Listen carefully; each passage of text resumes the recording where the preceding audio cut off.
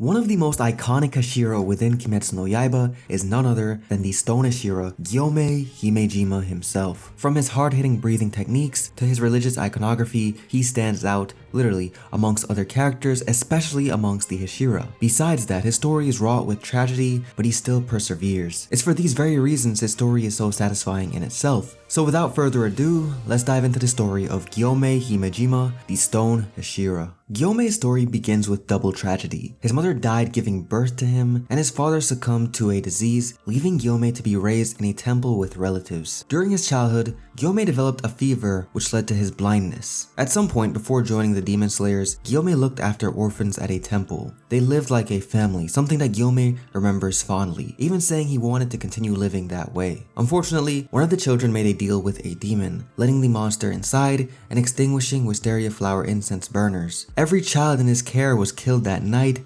except for Sayu. She stayed behind Gyomei as his only goal was to protect the children. In fact, this drive is what led Gyomei to discovering his true strength. He beat the demon with his bare fist until dawn, though in spite of his desire to save the children he so cared for, Gyomei remembers how much he hated punching another living thing. This encounter is also where Gyomei gains his iconic forehead scar. Come morning, the demon became dust, and Gyomei was blamed for the massacre. The very child he sought to protect was so horrified by the attack, she couldn't recount what had happened actually. Truthfully, Gyomei's early life, like so many other Kimetsu no Yaiba characters, is fraught with strife. At least until Kagaya Ubayashiki takes him in. Gyomei is talented enough with his swordsmanship, regardless of being blind, that he's able to become a HASHIRA in the span of 2 months, at the age of 19. This is quite the accomplishment, considering the average time to become a HASHIRA ranges from 2 years to 5. That being said, Gyomei would go on to rescue Shinobu and Kanae, which makes a really lasting impression on the former. It can be inferred that he has a similar mentor-esque relationship with the sisters, considering they convinced Gyomei to introduce them to trainers. And they did this of course by moving a boulder with a lever. There isn't a particular timeline for this, considering we only know Gyomei was an adult when he was taken in by Ubayashiki. However, he's not only the oldest HASHIRA among his peers, 27, but at 7'2", he is the tallest as well. And another fun fact about the character is he has a hobby of playing shakubachi, which is a Japanese flute made from bamboo. Sometime after, Gyomei is present with other HASHIRA when Tanjiro Kamado is put on trial for harboring his demon sister, Nezuko. He is characteristically saddened by the affair, commenting that neither Kamado's sibling should have been born. It's a rather dramatic statement, but it fits in with Gyomei's past. He had to endure the violent slaughter of children he cared for. Gyomei even goes as far as to suggest they hurry up and kill Tanjiro, believing him to be suffering. Like all other HASHIRA, he is present for when Ubayashiki arrives and pardons Tanjiro and Nezuko. With his iconic tears, Gyomei rejects this at first. In fact, the stone HASHIRA is so opposed that he only watches, praying, while Obanai Iguro holds down Tanjiro as enemy. The wind HASHIRA taunts Nezuko. During this exchange, he mutters a Buddhist mantra, which helps with mindfulness. Fun fact, this mantra, Namu Amida Butsu,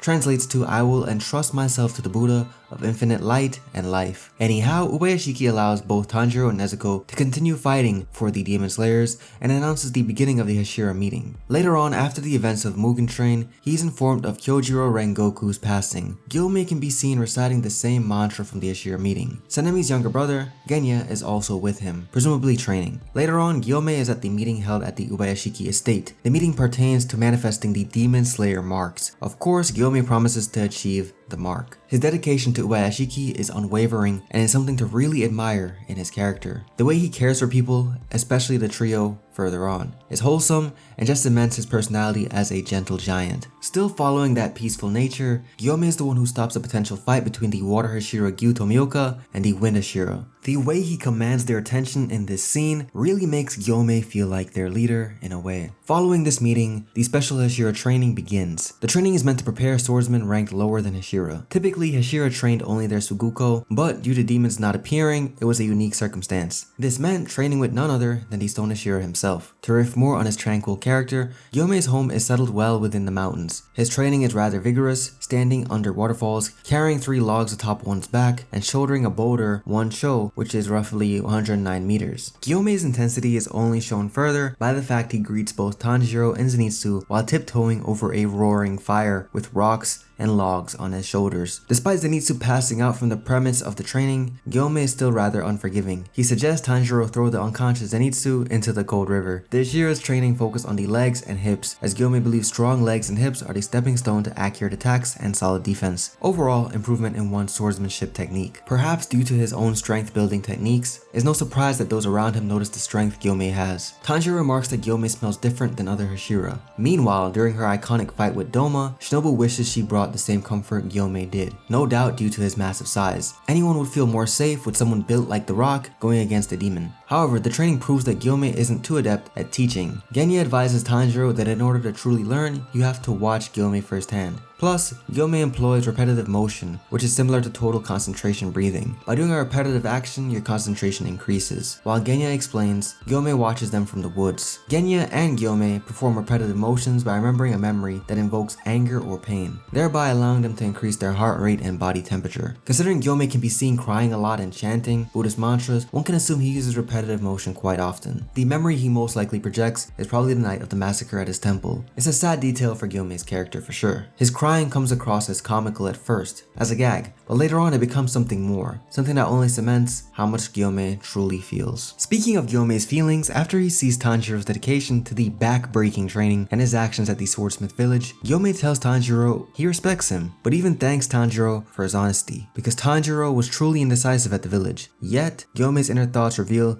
he is still somewhat haunted by what happened at the temple. He recounts how children are pure and innocent, yet lie easily and are casually cruel. However, he thinks Tanjiro is different from this. It's a small moment that defines Gyomei as someone who can still see the good in people. In fact, he tells Tanjiro about the slaughter at the temple, even saying that he wanted Sayo to thank him. It was all he wanted. This was an experience that, by his own admission, left him distrustful of others. He tells Tanjiro that he is special, and pats him on the head, which reminds him of Sayo, telling the younger Slayer that he has completed training with him. This moment is only made more tender by the fact that Gyomei alludes to being able to see people's true intentions. I have many people with the eyes of my heart, so if I say this, it is true. Finally, Gyomei promises to help Tanjiro to follow the correct path. Even towards the end, Gyomei assumes a mentor-esque role. But the training couldn't have come at a better time, as Muzan would visit the Ubayashiki home only for it to go up in flames. The sudden fire alerted all nearby demon slayers, which included the HASHIRA. However, the stone HASHIRA is already there to provide support to the demon Tamayo. Shortly before Ubayashiki died, he instructed Gyomei to use him as bait for Muzan, in order to finally put an end to the demon founder. As stated before, Gyomei is fiercely loyal to Ubayashiki. The HASHIRA's very loyalty is why Gyomei is the only one Ubayashiki can trust with this plan. A plan that involves keeping Muzan preoccupied until daylight can destroy him. During this encounter with Muzan, Gyomei is able to actually hear the demon regenerate, which is faster than any others he's heard before. This only lends more fuel to the idea that Gyomei's blindness allows him to have more perception with his other senses. Gyomei calls out to his fellow HASHIRA, letting them know that the creature before them is none other than Muzan, and that even if his head is cut off, he won't die. They try to use their breathing techniques together, but are pulled into the Infinity Castle. Gyomei meets up with the Mist HASHIRA, Muichiro, Tokito, and they would take down multiple demons within the castle, with Gyomei commenting that the demons have the strength of lower rank Kizuki. Muichiro asks him if their master offered him as bait, and Gyomei can only affirm it, though he does say it was a dignified end. Gyomei doesn't seem to want to really indulge this information. Ubayashiki's sacrifice hurts him just as much as it did the other HASHIRA. Regardless, the two press on in the castle. Later on, Muichiro is separated from Gyomei due to the shifting of the Infinity Castle. The stone HASHIRA is concerned for his comrade at first, but Muichiro tells him to continue to Muzan. Yet, Gyomei does run into upper rank 1, Kokushibo. Sanemi, Genya, and the previously separated Muichiro were now face to face with the demon. Finally, at one of his most defining fights, and so now would be a good time to go over his swordsmanship. Gyomei uses stone breathing and a Nichiren spiked flail and axe. He uses this instead of a sword because the flail axe combo allows Gyomei to determine the space and movement around him with his sense of hearing. This weapon is known to be durable. Kokushibo's own flesh blade couldn't cut through the chain, but back to the battle, Gyomei tells Sanemi to stitch his wound up while he takes on Kokushibo alone. During their bout, Kokushibo acknowledges how much of a capable fighter Gyomei is, remarking that he hasn't fought someone like this in at least 300 years. Perhaps this is true. Gyomei does successfully cut off the tip of Kokushibo's blade. Keep in mind, Kokushibo's sword is made from his own flesh, which is presumably almost as thick as Muzan's, because he is after all upper rank 1. But in spite of his talent, Gyomei still activates his Demon Slayer mark in order to defeat Kokushibo. and he would comment that he wanted to save it for Muzan. It's interesting to note that his mark resembles fissure-like cracks. Really, they seem to be a callback to the namesake of his breathing style. Kokushibo notices this and informs Gyomei that because he is over 25, he will most likely die tonight. Then Gyomei gives this speech to Kokushibo, basically telling him that as demon slayers, as HASHIRA, they should be prepared to die at any time. The Stone HASHIRA also points out that Kokushibo survived the curse by becoming a demon, which as we all know is a bit of a soft spot for Kokushibo. The Wind HASHIRA is able to rejoin them, and Kokushibo notices the cooperation between the two. Due to training together, both HASHIRA are able to fight in sync without hurting one another. In fact, Gyomei manages to lob off one of Kokushibo's ears during this. However, Kokushibo isn't to be taken down so easily. He's able to injure both HASHIRA without either noticing immediately. That being said, Gyomei is able to briefly see into the transparent world. Alongside the other two HASHIRA, he launches an attack against Kokushibo. Muichiro is able to stab Kokushibo in the abdomen, while Gyomei's flail took the demon's arm and shoulder off, leaving a brutal crater behind. Using Blood Demon art, Genya is able to entrap Kokushibo in the roots of a tree. Unfortunately, Kokushibo uses his monstrous form to free himself, all while mortally injuring Muichiro and Genya. Genya uses his Blood Demon art once more despite being literally in two pieces, which allows the Wind and Stone HASHIRA to behead Kokushibo. The upper rank 1 demon would regenerate his head though. His form is more hideous than before. He looks more beast than man. That being said, Gyomei tells Tsunemi to keep fighting, to make Muichiro and Genya's sacrifices mean something. But before any more fighting can go on, Kokushibo crumbles, leaving only Gyomei and Tsunemi alive. In the aftermath, Gyomei is left to put a dying Genya next to his unconscious brother. He also thanks the now dead Muichiro for his hand in the battle, with tears in his eyes. He even places his happy over the deceased HASHIRA. Knowing that he carries the guilt of not being able to protect all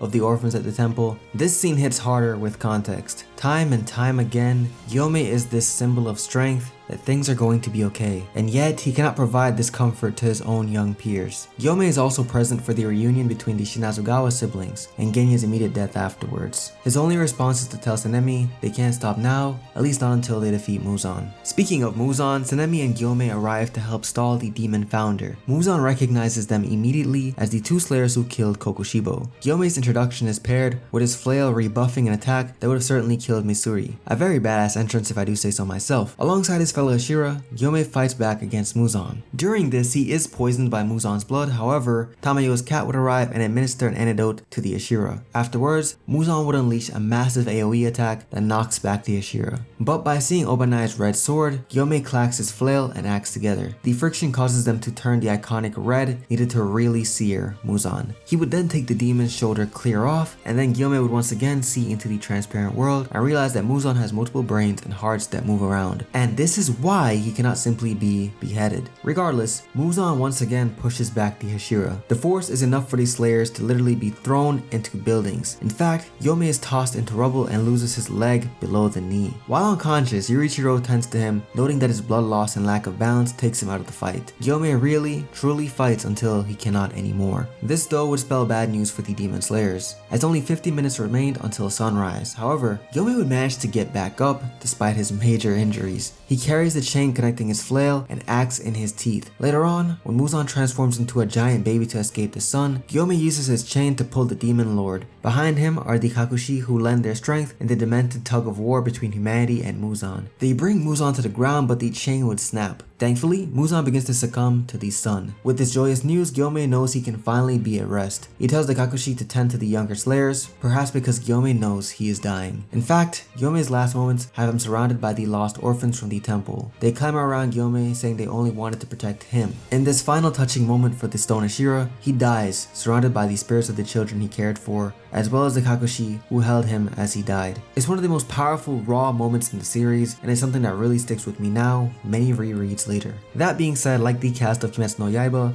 Gyomei is also reincarnated. In the future, his reincarnations can be seen attending to children in a kindergarten while wearing a pink apron. His ending is bittersweet like this in a way. He cared deeply for the orphans in his care, and not being able to protect them haunted him for so long. So seeing him care for kids in the future is a satisfying end to the tale of the Stone HASHIRA Gyomei Himejima. Thank you for watching the video to the very end. Let us know in the comments what you'd like us to cover next, and let us know what you think of the story of Gyomei Himejima. If you haven't already, be sure to drop a like on the video and subscribe to Power Remote notifications on to never miss an upload. We have a new channel, Power Remote Comics, where we talk about all your favorite Western comic book stories. So if you haven't already subscribed to that, be sure to check it out as well. Link will be in the description below. Until next time, keep that Power on you. I'm KJ. Have a great day.